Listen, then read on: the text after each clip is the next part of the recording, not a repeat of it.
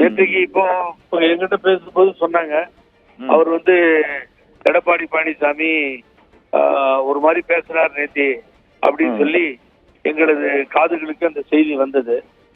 நாங்க அதை பத்தி கவலையே படல. ஒரு லட்சியத்தை நோக்கி போகிறோம், அந்த லட்சியம் நிச்சயம் வெற்றி பெறும் என்ற எண்ணங்கள் எங்களுக்கு இருக்கிறது. அவர் சொன்னார், தெருவுல போறவங்க அமைத்திருக்கிறது என்று சொன்னார். அது நிச்சயமாக எங்களை சொல்ல வாய்ப்பில்லை. ஏன்னு கேட்டீங்கன்னா, இதுல ஈடுபட்டு இருக்கின்ற ஜே.சி.டி. பிரபாகரன் முன்னாள் எம்எல்ஏ, சட்டமன்ற உறுப்பினர், அம்மா தலைவர் அத்தனை பேரையும் பார்த்தவர். ஆகவே இன்றைய தினம் எங்களோடு ஒருங்கிணைந்து இருப்பவர். ஆகவே அவர் எல்லோருக்கும் தெரிந்தவர், நாடு முழுவதும் என்னை போல அவரும் தெரிந்த நபர். ஆகவே தெருவிலே போறவர் யார் என்பதை அவர் பெயர் சொல்லவில்லை, திரு எடப்பாடி பழனிசாமி அவர்கள். ஆகவே எங்களை சொல்ல முடியவே முடியாது. ஏனால் அனைத்து இந்திய அண்ணா திராவிட முன்னேற்ற கழகத்தில் நட்சத்திரங்களாக இருப்பவர்கள் தான் நாங்கள் என்பது அவருக்கும் தெரியும். என்னை பொறுத்தவரை அவருக்கு புரியும் என்னவென்று சொல்லி. எப்படியெல்லாம் அம்மா வழக்கிற்கும் சரி, அம்மாவிற்கு பிணை கொடுத்ததும் சரி, போராட்டத்திலும் சரி, போராட்ட களத்திலும் சரி, சிறை சென்றதிலும் இருந்து இந்த இயக்கத்திற்காக ரத்தம் சிந்திருக்கிறேன்.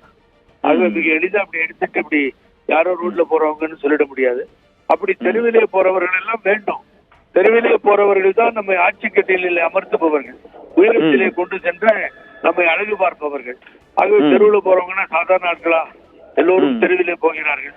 அவர்கள் தான் எஜமானர்கள், அவர்கள் தான் மக்கள், அவர்கள் தான் தீர்ப்பளிக்க வேண்டும். ஆகவே அவர் எங்களை சொன்னதான எடுத்துக்கவே இல்லை.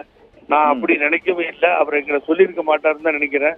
அப்புறம் அவரு கேசிபி பழனிசாமி கோயம்புத்தூர்கார ஒருத்தர் பேர் சொல்லல. ஆனா கேசிபி பொறுத்தவரை 89, 91 அவர் புரட்சி தலைவர் காலத்திலேயே அவர் நாடாளுமன்ற உறுப்பினர். அப்புறம் அம்மா காலத்தில் 84, 88 அவர் சட்டமன்ற உறுப்பினர். 2 ஏபாம் பிபாம்களிலும் இந்த தலைவர்கள் தான் கையெழுத்திட்டு அவரை எம்பியாகவும் எம்எல்ஏவாகவும் அழகு பார்த்தார்கள். அவர் ஒன்றும் இந்த இயக்கத்தை விட்டு போயிடல, நல்லதோ கெட்டதோ இந்த இயக்கத்தில் தான் இருக்கார். ஆகவே இப்படிதான் சேர்ந்து பயணித்துக் கொண்டிருக்கிறோம். ஆகவே யார் பெயரையும் குறிப்பிடாமல் பழனிசாமி பேசியிருக்கிறார். நல்ல நண்பர், இவரோடு எத்தனை காலம் நான் பழகி இருப்பேன், எத்தனை ஆண்டுகள் பழகி இருப்பேன். அம்மா மருத்துவமனை நடந்த போது கூட தினமும் போவோம் கண்ணன், நானும் அவரும் சேர்ந்துதான் அப்போலோ போவோம். தினம் 1 நாள் 2 நாள் இல்ல. அவர் வீட்டுல நல்லது கெட்டதாகட்டும் சேலத்துல நான் போயிருக்கேன்.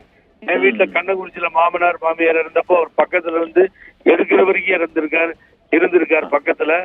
இப்படிதான் பழகணும். ஆனா கருத்து வேறுபாடுகள் வந்தது, நான் கருத்து வேறுபாடுகள் வந்த பொழுது அண்ணன் ஓபிஎஸ் ஆதரித்து கடுமையாக பேசியது உண்மைதான். ஆனால் அதெல்லாம் மறந்து விட்டுதான் இப்ப ஒன்னா போலான்னு கூப்பிடுறோம். இல்ல அப்படின்னு சொன்னீங்கன்னா அப்புறம் அடுத்த ரிசல்ட் அப்புறம் விக்கிரவாண்டி தான் சொல்லும் அவருக்கு. அதை அவர் மனதிலே கொள்ள வேண்டும். அன்புள்ளத்தோடு பெரிய மனதோடு எல்லாத்தையும் மறந்து அவர் அரவணைக்க வேண்டும். நான் ஒன்னே ஒன்று சொல்றேன் கண்ணன், சொல்றதுல எனக்கு தயக்கமே இல்லை. கருவாண்டு மீனாகாது, கறந்த பால் மடிப்புகாது, கிழக்கே உதிக்கும் சூரியன் மேற்கே உதிக்காது, காகிதப்பூ மணக்காது, இப்படி எல்லாம் பேசியவர் காளிமுத்து பாருங்க. ஆனால் அவரை அழைத்து சபாநாயகராக அமர செய்து எந்த காளிமுத்து சொற்களால் கடினமாக வீசினாரோ அதே காளிமுத்து புகழாரத்திற்குரிய புரட்சி தலைவி அம்மா என்று புகழ் சூட்டி அவரை வாழ்த்தி பேசியதையும் நாம் கேட்டோம். அப்படி அதிமுகவில் நான் எத்தனையோ பேர் இருக்கிறார்கள். அப்படிப்பட்ட தலைவி, இந்தியாவையே நடுக செய்த தலைவி, திரும்பி பார்க்க செய்த தலைவி, ஏழை எளிய மக்கள் பூமி உள்ளவரை அம்மா புகழை நிலைத்திருக்கும் என்ற அளவுக்கு திட்டங்களை தந்த தலைவி, அரசியலில் மோதியே பழக்கப்பட்ட தலைவி. அந்த தலைவி கூட தன்னை இழந்தவர்களை பெரிய மனதோடு ஏற்றுக்கொண்டு நல்ல இடத்திலே அமர செய்து அழகு பார்த்தார்கள். இதையெல்லாம் நாம் அம்மா பெயரை சொல்லும் பொழுது, தலைவர் பெயரை சொல்லும் பொழுது அந்த தத்துவத்தையும் அவர் கொண்ட கொள்கைகளையும் நினைத்து பார்க்க வேண்டும். ஜூலை 10க்குள்ள ஒரு நல்ல முடிவு வரும்னு எதிர்பார்க்கலாம் சார். இந்த விக்கிரவாண்டி தேர்தலுக்குள்ள கேட்டீங்கன்னா இந்த முடிவை எங்க சக்சஸ் ஆயிடுமோ, எங்க சேர்ந்துருவாங்களோன்னு பல பேர் வயிறெறிகிறான்.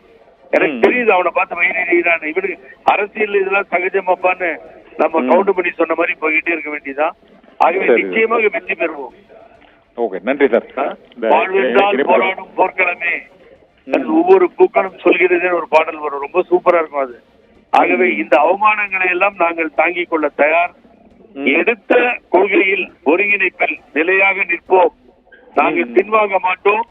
இது தொடரும். அதாவது சாதாரணமா தொடர்றதில்லை, இன்னும் போக போக இது வெளிப்பாடுகளும் வேகங்களும் மிக வேகமாக இருக்கும்.